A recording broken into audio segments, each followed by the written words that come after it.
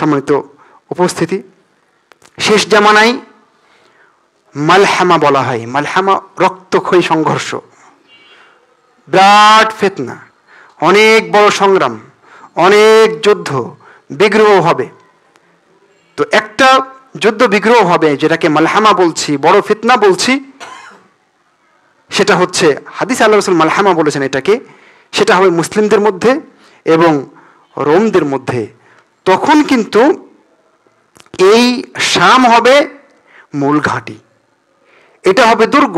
সেই ফিতনার সময়ে, সেই যুদ্ধের সময়ে আল্লাহ রাসূল বলেছেন, ইন্না ফুস্তাতাল মুসলিমিনা ইয়াউমাল মালহামাতি বিল গুতা ইলা জানিবি মদিনাতিন ইউকালু লাহা দিমাশক মিন খায়রি মাদাইনিশ শাম। আবু দাউদের হাদিস। সেই সময় মুসলিমদের আত্মরক্ষার জায়গা হবে, দুর্গ হবে, ঘাঁটি হবে। যেদিন মালহামা হবে, রক্তক্ষয়ী সংঘর্ষ হবে, সেই সময়ে গোতা নামক একটা জায়গা, গোতার পরিচয় আল্লাহ রাসূল দিয়েছেন, ইলা জানিবি মদিনাতিন ইউকালু লাহা দিমাশক। দিমাশকের পাশে, দামেস্কের পাশে গোতা নামক জায়গায় মুসলিমদের ঘাঁটি হবে। এটাও শামের অন্তর্ভুক্ত। সম্মানিত উপস্থিতি, এবং এই মালহামাটা দাজ্জাল আসার কিছু আগে হবে।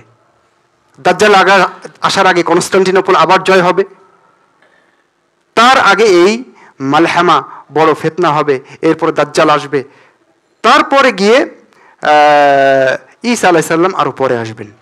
সম্মানিত উপস্থিতি, শেষ জামানায় শাম এমন দারুণ একটা জায়গা। শেষ জামানায় নবী ঈসা আলাইহিস সালাম যখন এই উম্মতে মুহাম্মাদের একজন সদস্য হিসেবে, নবী সাল্লাল্লাহু আলাইহি ওয়াসাল্লামের একজন অনুসারী হিসেবে আসবেন, তখন কিন্তু তিনি এই শামে আসবেন। হাদিসে এসেছে যে এখানে কি বলে, দিমাশকে যে জামে উমাউই আছে, ব্যাখ্যাকার ভাষ্যকারগণ এই জামে উমাবি, এই যে ঐতিহাসিক মসজিদ, এর কথাই বলেছেন। এর সাদা মিনার ঘেঁষে বা মিনার হয়েই নবী ঈসা আলাইহিস সালাম দুনিয়াতে নামবেন, সেটা শামে। এবং তিনি এখানে নামার পরে যে অভিযান পরিচালনা করবেন, দাজ্জালকে বাব লুদ্দের কাছে গিয়ে তিনি পাবেন এবং তাকে তিনি হত্যা করে ফেলবেন।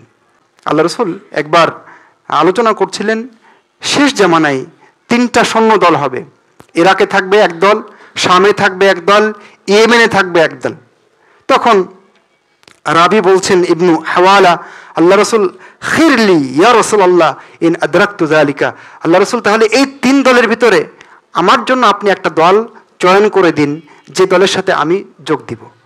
তখন আল্লাহ রাসূল বললেন, আলাইকা বিশাম, তুমি শামের যারা সৈন্যবাহিনী থাকবে, এখানে যারা থাকবে আলেম ওলামা দল, এদের সাথে থাকার চেষ্টা করবে।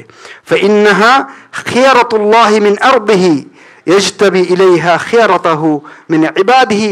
কারণ এটা আল্লাহর অনেক দামি একটা ভূমি এবং মহান রব্বুল আলামিন এই ভূমির জন্য ভালো ভালো তার বান্দাদেরকে চয়ন করবেন। সুতরাং তুমি এই দলে থাকার চেষ্টা করবে।